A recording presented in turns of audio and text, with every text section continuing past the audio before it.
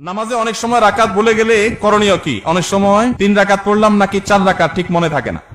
নামাজে রাকাত সংখ্যা নিয়ে যদি আমাদের সমস্যা হয়, এই সমস্যা তো প্রায় হয়, তাই না? আজকাল যে পরিমাণ দুনিয়ার ঠান্ডা, নামাজের রাকাতের হিসাব মনে থাকে না। তো রাকাত সংখ্যা নিয়ে যদি আমার ঝামেলা হয়, মনে না থাকে, তাহলে আমি কি করব?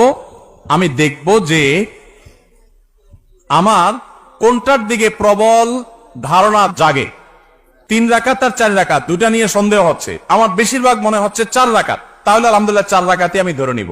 আর যদি বেশিরভাগ মনে হয় 3 রাকাত, তাহলে 3 রাকাতই আমি ধরে নিব। প্রবল ধারণা যেটা হবে সেটাই আমি ধরে নিব এবং শেষে সিজদা সাও দিয়ে নিব।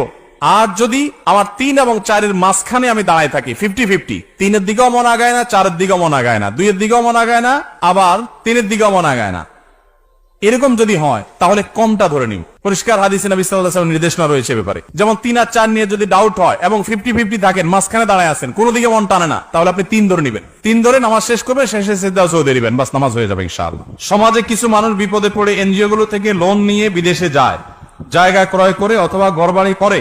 এক্ষেত্রে করণীয় কি? এনজিও গুলো 14% হারে সুদের টাকা দেয়। আমরা যখন বাইরে যাই, বিশেষ করে উন্নত দেশগুলোতে যাই, তখন বাংলাদেশি প্রবাসী ভাইরা জিজ্ঞাসা করে, ভাই এখানে হাউস লোনের জন্য ব্যাংকগুলো থেকে এত কম নামমাত্র সুদের টাকা দেয় যে বলার মতো না। এই লোভ ছাড়া যায় না, একেবারে লোন দেয় নামমাত্র মূল্যে, একদম ফাও বলতে গেলে। তো সেটা জায়েজ হবে কিনা? উত্তর একই, সুদ আল্লাহর জমিনে সবচেয়ে ভয়াবহ হারাম।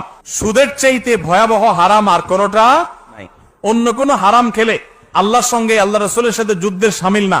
সুদের ভয়াবহতা এত বেশি, সুদের কারবার করার আল্লাহ রাসূলের সাথে যুদ্ধের ঘোষণা দেওয়ার শামিল। এজন্য ভাইরা, বিদেশি এনজিও গুলো বা দেশি অনেক এনজিও আছে যারা গ্রামে গ্রামে সুদি লোন দেওয়ার জন্য তারা হন্যে হয়ে মানুষ খোঁজে, আছে না নাই? কিস্তিতে টাকা দেওয়ার জন্য হন্যে হয়ে থাকে। আপনারা একটা জিনিস খেয়াল করবেন, আপনার অন্য কোনো বিপদে তাদেরকে পাবেন না, কোনো বিপদে তাদেরকে পাবেন না। আপনার ছেলেটা অসুস্থ, তারা আপনার ছেলেটাকে নিয়ে সেবা করে চিকিৎসা করায় দিছে কোনো স্বার্থ ছাড়া, এগুলো নরমালি খুব একটা পাবেন না। কিন্তু দেখবেন তারা কিস্তিতে লোন দেওয়ার জন্য পিছে পিছে ঘুরে। কারণ এরা জেনে হোক আর না জেনে হোক শয়তানের দোসরের ভূমিকায় অবতীর্ণ হয়েছে। এই সুদের জাল গোটা পৃথিবীতে বিছানো হয়ে গেছে। গোটা পৃথিবীর অর্থনীতি দাঁড়িয়ে আছে সুদের উপরে। আমরা বক্তব্য দিচ্ছি, কিন্তু আমরা জানি যে আমাদের আষ্টে পৃষ্ঠে সুদ আমাদেরকে ঘিরে আছে। কিন্তু ভাইরা আমার, ঠান্ডা মাথায় জেনে শুনে বিদেশ যাওয়ার জন্য হোক, ঘরবাড়ি করার জন্য হোক, ব্যবসা সম্প্রসারণের জন্য হোক, সুদের কারবারে কোনো মুসলমান জড়াতে পারে না, এটা হারাম। আল্লাহ তাআলা আমাদের এই হারাম থেকে বেঁচে থাকার তৌফিক দান করুন। সুদের টাকা দিয়া অনেক কিছু করে ফেলতে পারেন, কিন্তু সুখের মালিক আল্লাহ তাআলা। তিনি আল্লাহ তাআলা আপনাকে এই হারাম দিয়ে কখনো আরাম দিবেন না।